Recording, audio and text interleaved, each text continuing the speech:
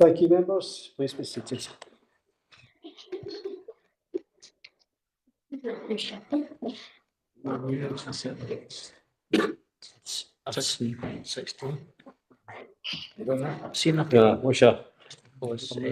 to everybody in the chamber here and those joining us online.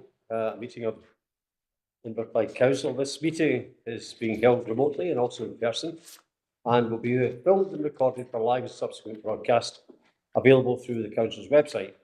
The Council is a data controller under the General Data Protection Regulations and the Data Protection Act 2018.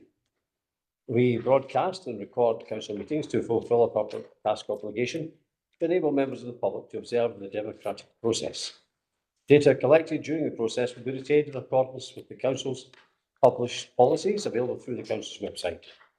Members of the Council are reminded that they should follow the Council's established meeting protocols, including around the use of the chat facility, and that comments made in the chat facility are visible to all participants in the meeting, which may include members of the public who have also received invites to the meeting. Do we have any apologies or declarations of interest for this afternoon? First, we have an apology for absence from Councillor Law. We will now move to an attendance roll call before proceeding to the declarations of interest. And the following members please indicate if they are present at the meeting, either in person or remotely. Councillor Armstrong. Present in the chamber. Councillor Brennan. Present remotely. Councillor Brooks. In chamber. Councillor Cassidy. Present remotely. Councillor Flaherty. Present in chamber. Councillor Crowther. Present remotely. Councillor Hurley. Present remotely. Councillor Daisley. Present in the chamber. Councillor Jackson. In the chamber. Councillor McCabe. Present in chamber. Councillor McCormick. Present in the chamber. Councillor McGuire. Present. Provost Mackenzie. In the chamber. Councillor McVeigh. In the chamber. Councillor Moran. In the chamber. Councillor Nelson. Chamber. Councillor Quinn. Present remotely. Councillor Reynolds. Present remotely. Councillor Robertson. Present in the chamber. Councillor Wilson. Present in the chamber. Are there any declarations of interest?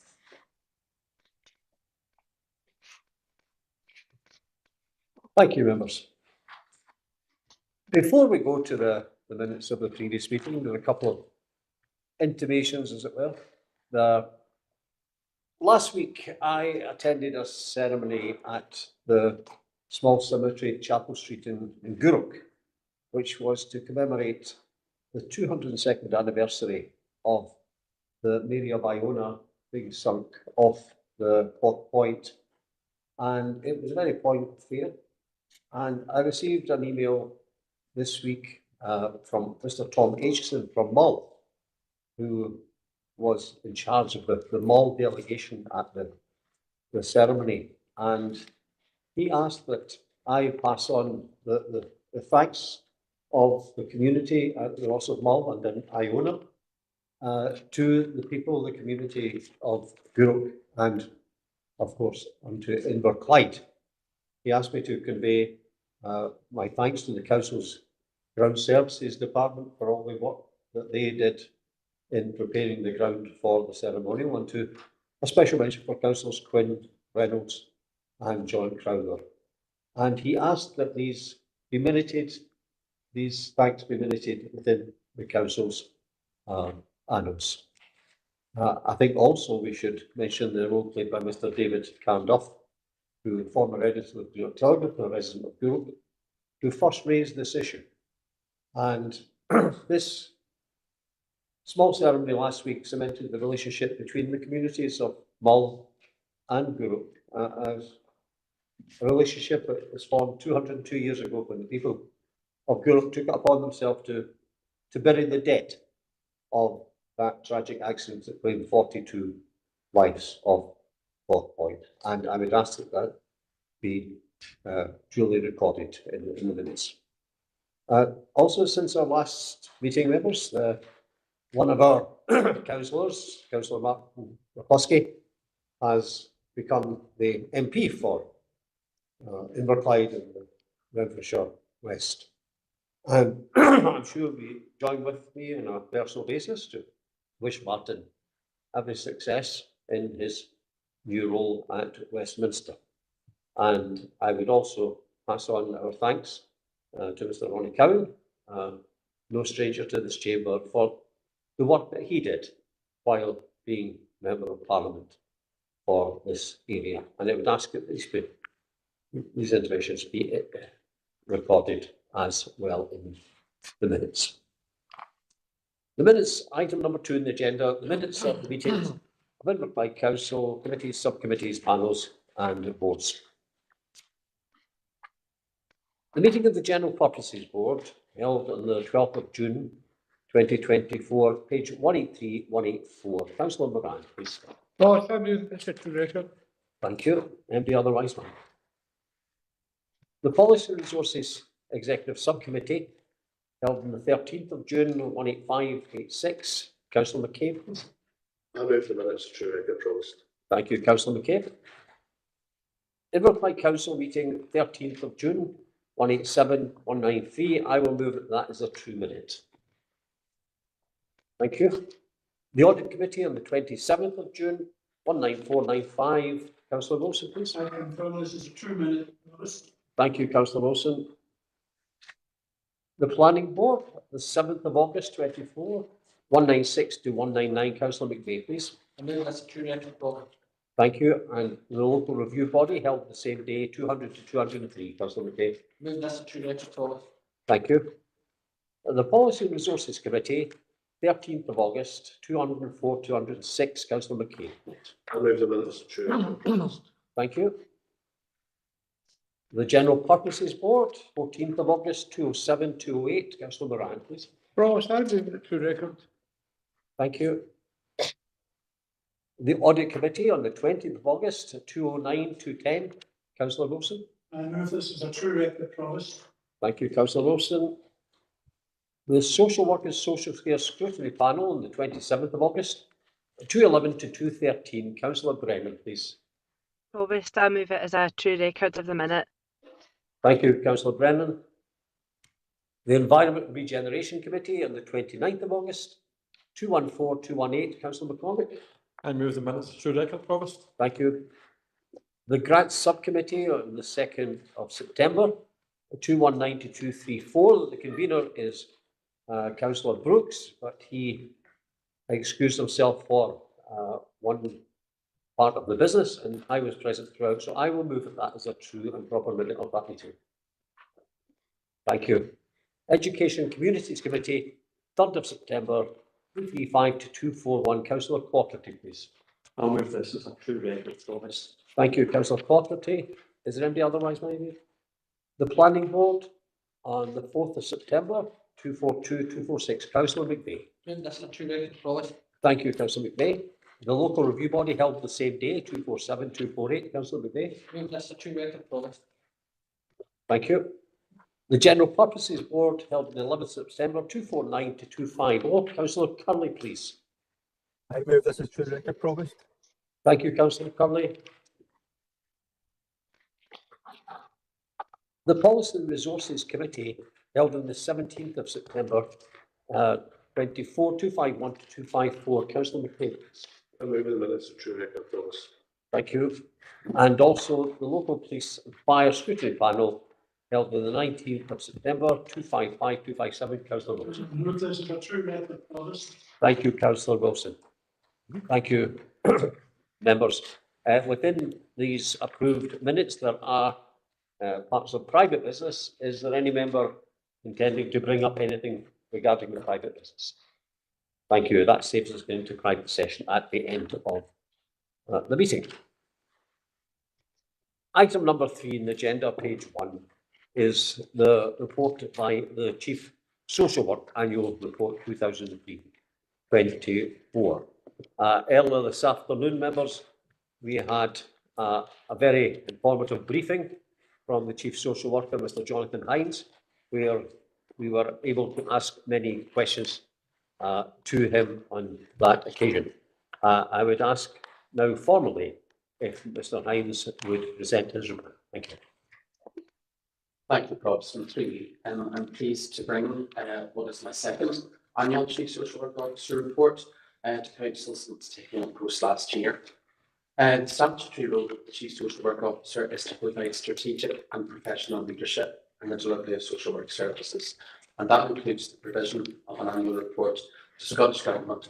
And as Chief Social Work Officer, I'm pleased to bring that report here today. The role of the Chief Social Work Officer is to provide professional oversight of social work practice and delivery of services, and that includes governance, service improvement, and leadership for the delivery of social work and social care services, within a framework of statutory duties and powers to meet national standards, best value, and professional standards. As a registered and qualified profession, social workers have a unique and challenging vital role to protect the most vulnerable people in our communities, and they do this within multiple practice standards and an increasingly complex legislative environment.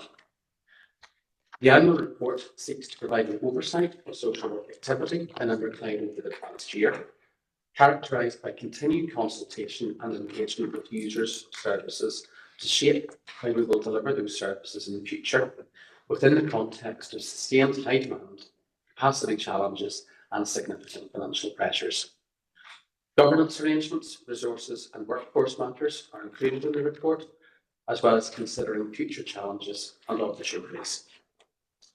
It's intended that the report will, along with the other Chief Social Work Officer reports across Scotland, be part of a national overview in due course. And on that basis, the recommendation is for members to consider and note the report and approve its submission to the Office of the Chief Social Work Advisor to Scottish Government. Thank you, Mr. Hines. Before I open for questions for Mr. Hines, I noticed in the chat Councillor Maguire has intimated that she wishes to comment. I'd imagine something previous. Councillor Maguire, please. No, it's on this item. Do you wish to comment? Is that okay, Provost? On you go. Yep, thank you. I just wanted to say, make a brief comment today. As councillors, we want the very best for people who live in our communities, and especially for those who are vulnerable and need, and just want to recognise that the social work provision, as can be seen by the report that you've brought before us today, Jonathan, really covers such a vast area and touches the lives of so many people in our communities. So whilst we know there's always more that we'd like to do and more that needs done, and that there are challenges, as you intimated yourself, I just want to say thank you to yourself and to those people on the front line who try to make life a bit better for those in our community and do a job that only some of us can imagine what that entails. Thank you, Provost. Thank you, Councillor Maguire. I'm sure your comments are really appreciated. Do any members have a question for Mr. Hines? Francesca, please. Councillor Brendan. Thanks very much, Provost. And mine is a comment also. I'd like to associate myself with the comments that Councillor Maguire's already made as the chair of the Social Work and Social Care Scrutiny Panel. All the members of that panel have got a role to play in terms of supporting and challenging the work that goes on here in Inverclyde, largely because we care so much about the people that the social work profession and all the staff linked to it serve, that we know how important their job is and how much risk they manage and how much of a burden that they carry for all of us. So it was just to also give thanks very much to Jonathan for the report. As Councillor Maguire said, there are loads of successes. There's work still to be done, and there's very much work ongoing. So just thanks very much to Jonathan, and thanks to all the staff that are involved in carrying out this work on a daily basis. Thank you, Councillor Brennan. Councillor Robertson, please. Thank you, Provost. I'm happy to associate ourselves with the comments that have been made previously, and thank you to Jonathan for bringing forward the report, notwithstanding the challenges that we know are reflected in it. thank you also for answering the extensive number of questions that we, and by we I mean I, had in the previous session. I'm not going to rehearse them all, however I would like to touch on one, if that's okay, and it's just to add an element of it. In terms of you've accepted the premise of the question that I asked, I'm just going to kind of close the loop on it a little bit. Because I had asked the question about the school age counselling service and the KPI that we have for that particular service in terms of the reduction that it should show in CAM's waiting lists. And Jonathan, Jonathan has committed Provost to provide a bit of information on that. And I'm just wondering if I can close the loop on where, in which forum I may be able to get that information brought back to. Thank you, Provost. Thank you, Provost. I would expect that we would be able to bring that back to a future meeting of either the IGP or the IGP Audit Committee. Councillor Robertson. Thank you, Mr. Hayes. Councillor Apsell. Thank you, Provost. Yes, I would associate myself with all the comments about the wonderful work that is undertaken by our staff. And I'm certainly not going to go back through what I was asking about in the briefing earlier, but I did want to just say that there were a lot of comments earlier on about how clear and accessible the report is, and I think it's important to note that form in full council. So thank you. Thank you, Councillor Armstrong. Are there any other questions? Thank you, members. Thank you very much, Mr. Hines, for your very comprehensive report. Thank you. I would remind members that you have a copy of the report here, but remember, I would remind members of the public viewing online that the full report can be found in Council's website and particularly within the agenda of today's meeting. Thank you. Item number 4 in the agenda is the annual report on progress of trauma-informed council initiatives. And that's Spinks, please. Good afternoon, everyone. This is the report on the trauma-informed council initiatives. And if you remember back to June 2023, a paper was taken to full council and it was agreed that the council would adopt the leadership pledge of support to become a trauma-informed organisation. It's important to note that actually this is part of a partnership work that is going across the whole of Inverclyde, and this also reports into the Alliance as part of the Tackling Inequalities and Improving People's Lives group. Perhaps a few things to bring your attention to in the report. In 4.1, the pledge asks that leadership training is undertaken, and elected members were all given a leadership session in April 2024. And importantly, that had people from the third sector as well as HSCP and Police Scotland in attendance. In 4.2, it mentions the fact that there is funding from the Scottish Government for a trauma-informed lead. I'm pleased to say that this funding has been extended to 2025. 4.4, it gives a detailed account of the training programme that's in place, and since this report has been written, that has been extended with the customer services taking training, children's houses, CLD, all of the schools having this on their improvement plans. And 4.5 is showing how we're linking into the national network of trauma champions, and we've got some new trauma champions in the strategic group, and they've been feeding back from the national networks, and we're taking forward some of the best practice and the ways of working. So we're asking you to note the progress and also to continue support for the council being a trauma-informed organisation. Happy to take any questions. Do we have any questions for the Spinks, please? Councillor Robertson. Councillor Robertson. Thank you for this report, and again, it's so good to see that we are committed to this piece of work. I'm looking at Appendix 2 in terms of the delivery and improvement plan, and know that we're actually trying to become not only a trauma-informed council, Provost, but a trauma-responsive council. And I think that comments that we've made in the chamber previously, that we can have all the training and all the information, all the awareness raising that we can muster. But if we don't do something with it, then we're not being effective. And I'm so pleased to see that as part of the articulation of Appendix 2. And my question there for Provost would be, what's next? You know, we've done a lot of the trauma informed part. I'm just asking what's next, really, in terms of the response part, making it work. Thank you, Councillor Robinson. Speaks, please.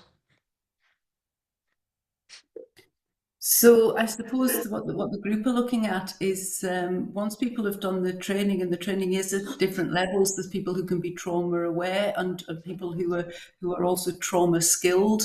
I think the issue is to make it consistent, so that anybody in Inverclyde who has experienced trauma or is going through a particularly difficult patch will not be dealing with lots of professionals or different types of agencies who are using different approaches. We're hoping for a consistency of a language and a consistency in the way people are dealt with the compassion they're dealt with, and it should not be personality dependent. It should be something we do. So that, Councillor Robertson, is where we hope to go next. It's not necessarily making people better at it within the level that we would expect them to be, but it's getting it wider spread and more consistent. Thank you, Ms. Spink. Councillor Maguire, please. Thank you again, Provost. Once again, just a quick comment. I had a similar sort of question to Councillor Robertson, but that's been answered. I just want to say thanks to everyone again who's been working on this. It is very important work, especially with us being one of the most deprived areas of Scotland. Many people in our community, many people in our workplace and the council itself will have experienced some form of trauma throughout their life. And it's so important that we ensure that our actions are sincere and meaningful. And I think that this Appendix 2 shows that that's what we want it to be. There are words there like consistent and empowered, you know, collaboration. We don't want this to be done in silos. We don't want this to be done to people. We want it to be an effort that comes together in the community where everybody is trauma informed, and that is consistent through everything that we do. So I just want to say thank you to everybody who has worked on this. I think it is so important that we look at what happens next, and I'm looking forward to seeing what the next steps look like in a year's time. I hope to hear that we've got staff that feel safe, secure, welcomed, and that trauma-informed response really shows through the work that we're doing, whether that be social work, whether that be waste management or planning. I really hope that that goes all the way through our council in our area. So thank you for all the work that's done with this, and hopefully we can reduce the impact that others face as a result of trauma. Thank you, Councillor Maguire. Members, can we agree the recommendations on page 45? Right. Members, can we also note the contents of the Chief Social Works Officer's annual report, which I omitted to ask for earlier? Thank you. Item number 5 in the agenda, page 69. It's annual audit report, a meeting request. Mr. Pupkin, please. Thank you, and good afternoon, members. The report is self-explanatory. I wasn't really going to add anything regarding that, but I'm happy to answer any questions. Thank you. The meeting is recommended. The Council agrees a meeting of Inverclyde Council for the 24th of October at 4 p.m. to consider the annual audit report and the control of audit, with the authority being delegated to the Chief Executive in consultation with the Provost Leader of the Council to agree on an alternate date and time should that be necessary. And that would only be necessary if KPMG deem it necessary. Can we agree these recommendations? Thank you. Item number 6 on page 73, the scheme of administration political balance. Mrs. Brown, please. Thank you, Provost. This report describes changes that have taken place to the political makeup of the council, and notably the resignation of Councillor Law from the SNP group, and noting that Councillor Law now sits in the council as an independent member, and also the resignation of Councillor Martin McCluskey, an elected member, following his election to the UK Parliament in July's parliamentary general election. Paragraph 59 of the scheme of administration requires the council to ensure, insofar as practicable, the appointments to committees, subcommittees and outside bodies reflects the balance of the council. The occurrence of the events that I've just highlighted means that the political balance on the council's committees, subcommittees, boards and outside bodies does not reflect this at present, and the proposals to address this are set out in the report. The allocations on each committee have been detailed within the report, and paragraph 3.8 of the report sets out the changes that are proposed. These will achieve close to but not perfect political balance, and it's important that members are aware of that. Appendix 6 sets out the proposals and the full proposed member preference. The changes below the name of each committee. I would draw members' attention specifically to the Social Work and Social Care Committee, where Councillor Jackson is replacing Councillor McCloskey as Vice Convener, because that has not been specifically mentioned in the wording in bold, but that is one of the changes that is proposed. Members will be aware that by-election has been called for the 7th of November, and that's to contest the Ward 5 and the Inverclyde West seat previously occupied by Councillor Martin McCarthy. The outcome of that by-election will mean that the political balance will need to be considered again at the council's meeting in December. Happy to take any questions. Thank you. Is there any questions to Mrs Brown on this matter? Do we agree with the recommendations, page 73? Oh, sorry, Councillor. Yeah, just before we agree with the recommendation, and obviously our support of the recommendation is specifically the proposals and 2.1c. It would be remiss of me not to pay tribute to my former colleague, Mark McCluskey, for the time that he spent in this council.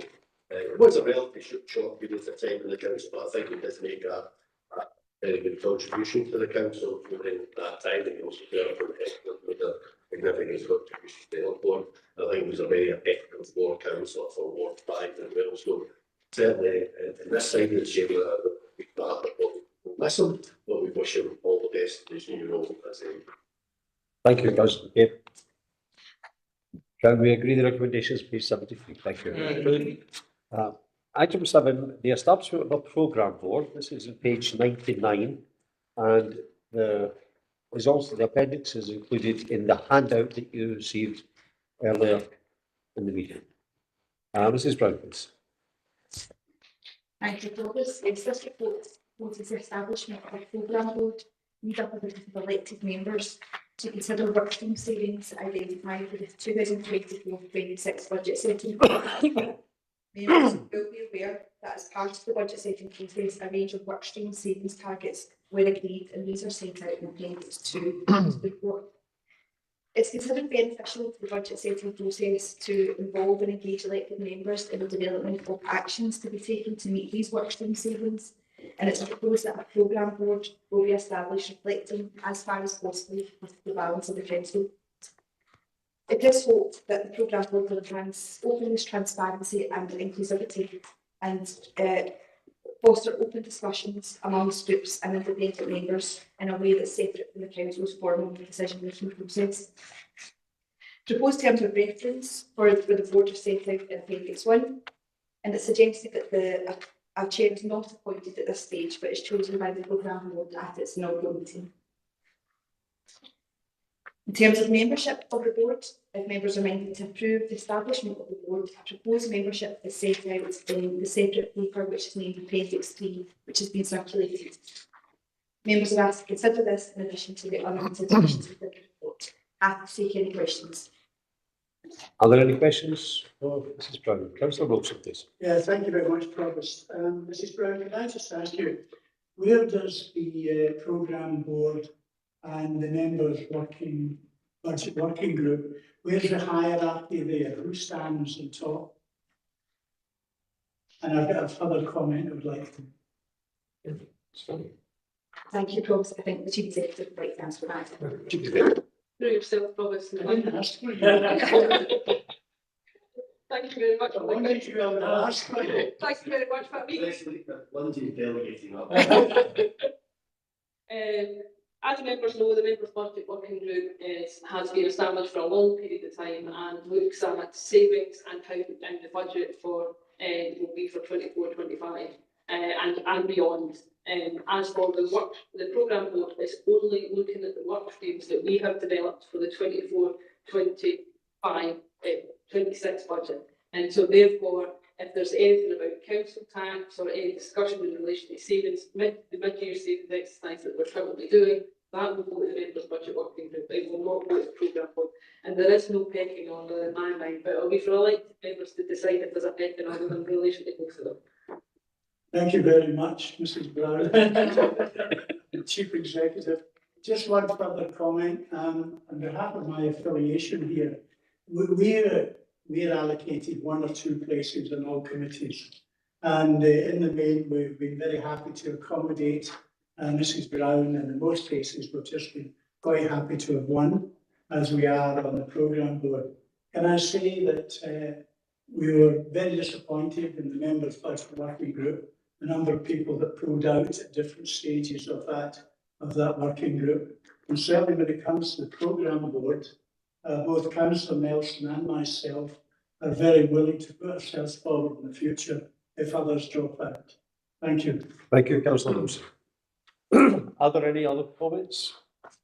Then can we, Councillor McCormick? Ross, can I just highlight that member number 4 is Councillor McCormick and not McCormack? I don't want the family falling out with me. Can't get your number.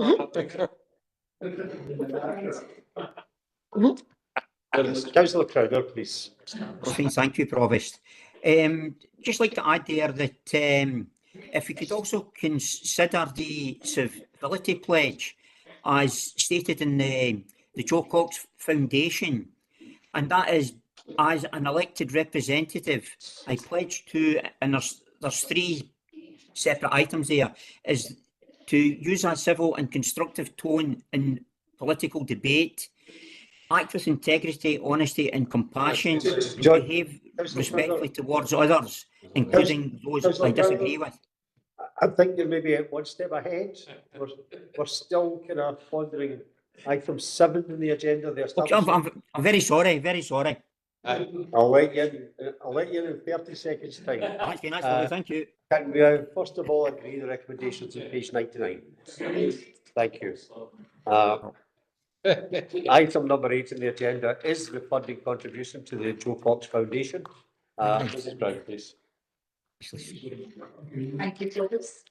This paper highlights to members that the Joe Cox Foundation has recently been in correspondence with the leader and chief executive of the council, as well as the local authority counterparts, to request financial support for the Joe Cox Civility Commission to support their work to tackle abuse and intimidation of elected members. COSLA took a collective decision to consider providing support, but ultimately it's a decision for the council to support the foundation. The relevant letters are set out in appendices for members to see. The Civility Commission suggested a donation of £500,000 per council. Given the relative size of Inverclyde Council, it's suggested that a donation of £500 would be proportionate and appropriate, and it's proposed this will be met from the Member Services budget. Happy to take any questions. Councillor Crowder, would you like? Yes, thank you on that, convener. I'd actually moved my papers 1 page forward there, so I had inadvertently, and apologies for that. Basically, what it is that there was 3 separate clauses under the civility pledge, which can be read under the Joe Cox Foundation. And basically what I was stating was that if we do indeed accept option 1, that we incorporate those pledges, and which clearly states, as an elected representative, I pledge to use a civil and constructive tone in political debate. 2 is act with integrity, honesty and compassion, and 3, behave respectfully towards others, including those I disagree with. Thank you. Well done, John. Thank you, Councillor Crowder. Councillor Brennan, please.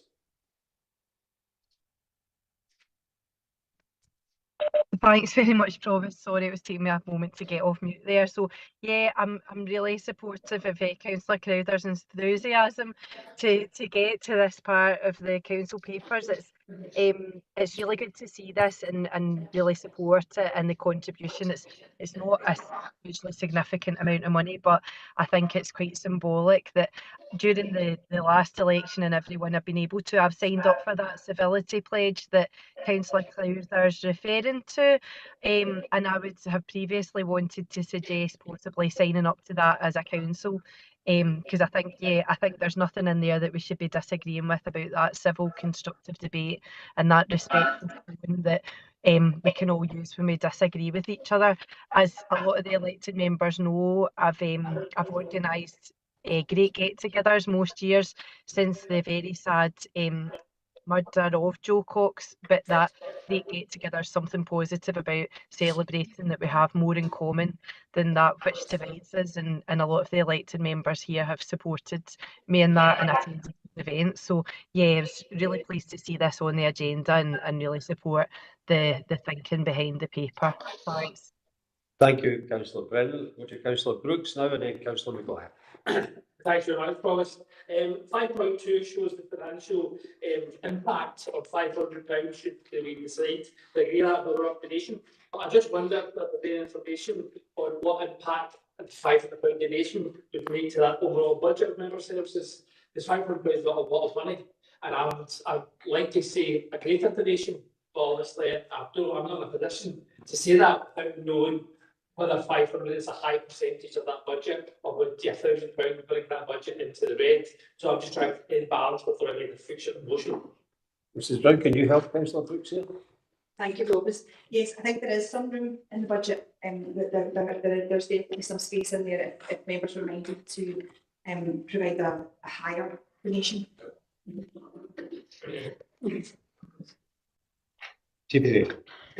Through yourself, Provost, although members should know that this is in fact their budget, and the budget I think I'll refer to Alan, but from memory is 3,200, and so it is a high proportion of the actual budget itself. Before I go to Councillor Maguire, I'll go to Councillor McCabe. Yeah, thanks, Provost. Obviously, this came through COSLA, and we had a discussion at COSLA, and rather COSLA agreeing to make a financial donation because COSLA skint, and decided to ask councils to make that financial donation on 30 councils as well. But this is a very important, obviously, work that the Joe Cox Commission is doing, and I certainly would support us making a financial contribution. The indication obviously is £500 to £1,000, with 500 being the indication for smaller councils and £1,000 for larger councils. So I'm comfortable either way, 500 or £1,000. The intention, I suppose, in this report wasn't for us to sign up to the pledge. That's not part of the recommendation, but I'm entirely comfortable if we're looking at that as a recommendation that we sign up to the pledge.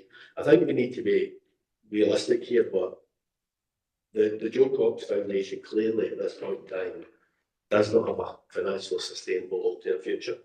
There is work here obviously to complete, but if it's going to be continuing beyond the report set of the funding essential run out December, it's going to continue into the foreseeable future, then they will need to have sustainable funding. And I think we just need to be careful that this is a one-off donation we're making at this point in time. We're not making a long-term commitment. But clearly, if they were to continue and seek to attract alternative funding, we would need to obviously consider at a later date whether we want to continue. But this would be a one-off contribution to it. Clearly, progressing work at this time is yet not complete. I think it's important to complete that work.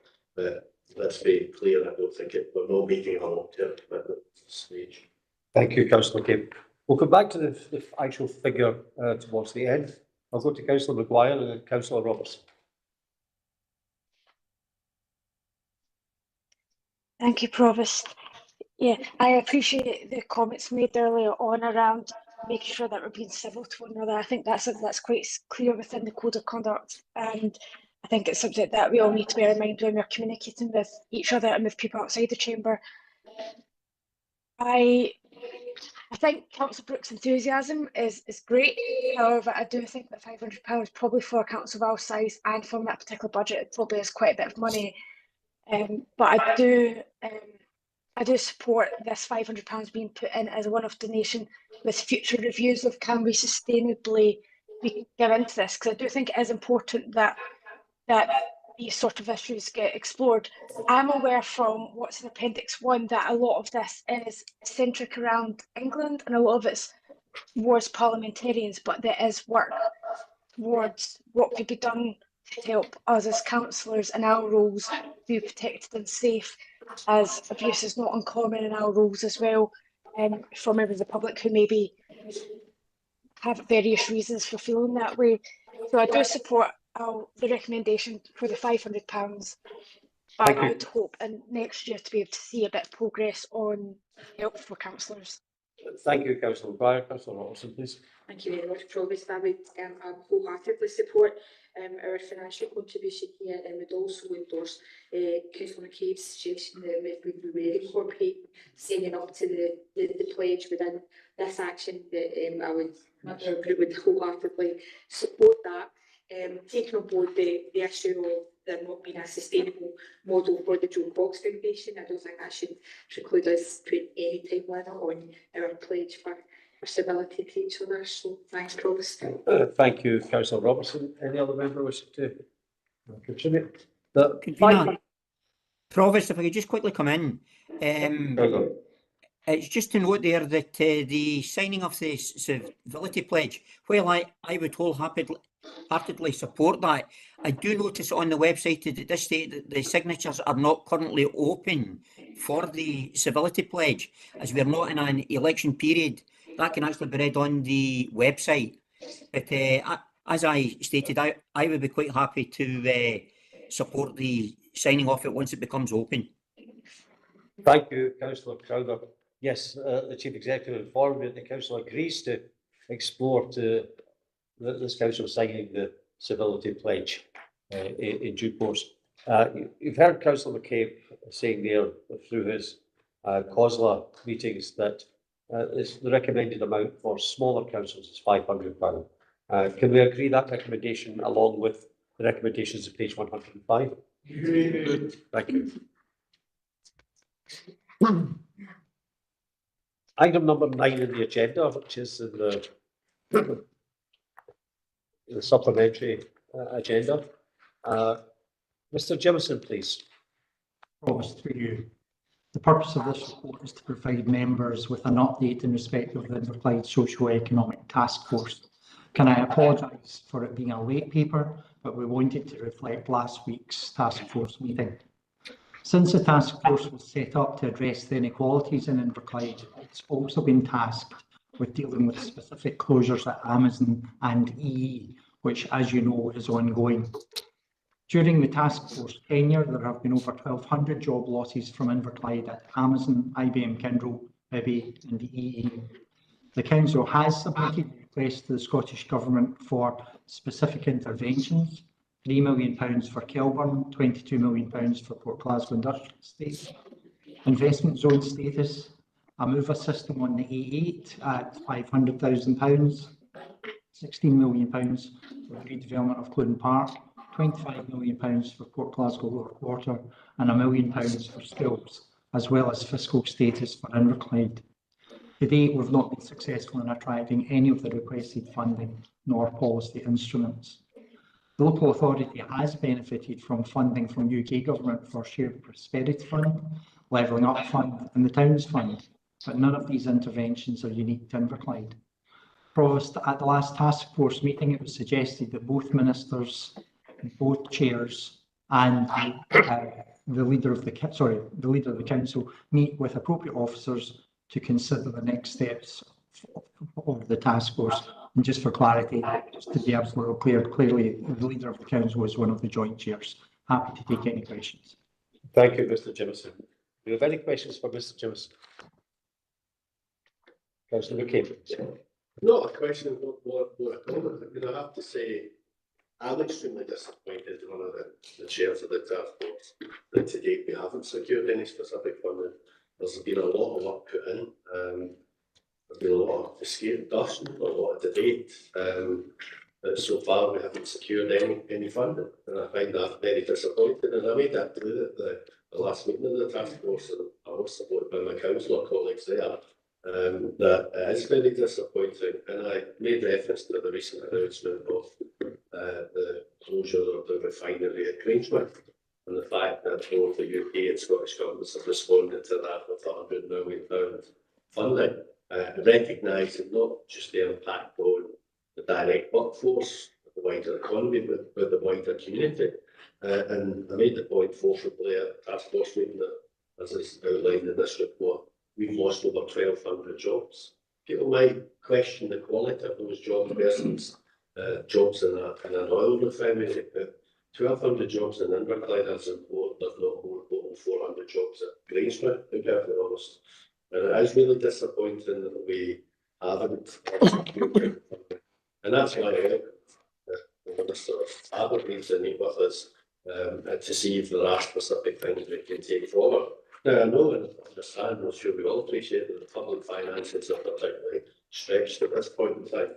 But we've been at this for 2 years now. We've been, it was a year ago that we made the presentations. There's been funding allocated for many good causes in terms of economic regeneration in the last 12 months. And as I said, in terms of Grangemouth, funding can be found to respond to that. Funding needs to be found to help us address these issues. Obviously, the most recent announcement was the 450 jobs going to EE. And people might say, well, they're not actually going, they're just going up the road. No, they are going. Over 100 voluntary redundancies have been now agreed by EE. Most of us, we understand, are women working in this community, supporting their families. That's a huge impact. 100 redundancies. That's a quarter of the job losses that are going. And the danger, obviously, people go off that road to Glasgow, they may not come back. They may decide they're going to move up there to live. And obviously the money that will be taken out of the community will end up at a big empty building in a few weeks down there, and a significant immediate burden for us in terms of a loss of rates income from it as well. So the reality is that we are facing significant challenges. This task force was established to help us address the economic and social challenges we were facing in 2022, and the support was there. In fact, it was Kate Frost's idea to establish the task force when she was the economic secretary and the finance secretary indeed. And so far, as I said, it's singularly failed to secure every single penny of funding from the Scottish Government. Deeply disappointing. The Chief Executive has our own views in terms of the future of the task force. The task force will not have a long-term future. That's the reality. It's effectively more or less done the job that was asked for, and we'll have to look at how we continue discussions with partners in terms of the issues that the task force was set up to address. But I would urge every member in here to use whatever influences they have with governments to try and ensure that we get a fair share of funding. We've got a huge issue here of a hemorrhage of jobs in our community, and we really need both governments to stand up to the county and support us. Thank you, Councillor McCabe. You make such very important points. Councillor Robertson. Thank you, Provost. I fully accept the challenge to continue lobbying governments where we can in terms of the stated aim of the task force. Be assured, Provost, that we did speak with one voice last week when the task force took place. All of the council voices were saying very much the same thing.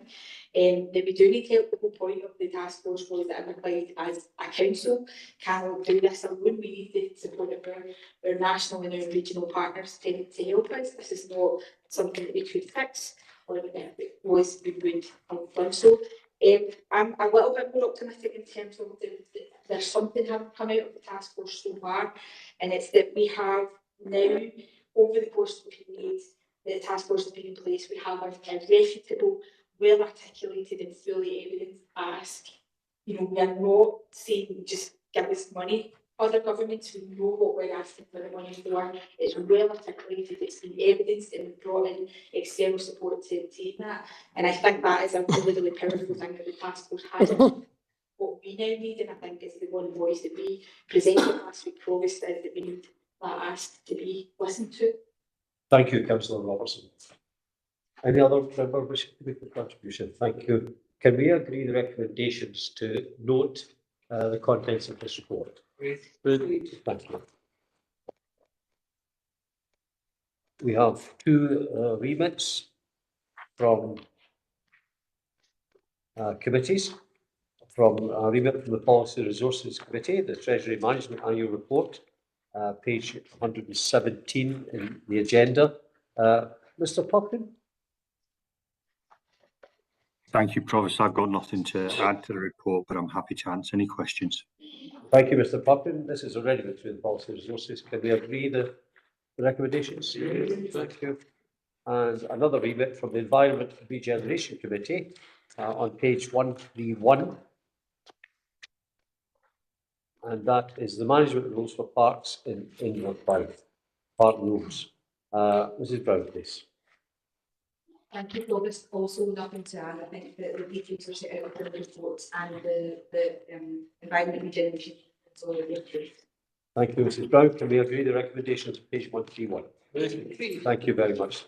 And that ends the meeting. I would thank you. Thanks to the officers for their work they've put in, and the administration staff for putting this together. And thank you, members, for your attendance here this afternoon. Thank you. Thanks, all.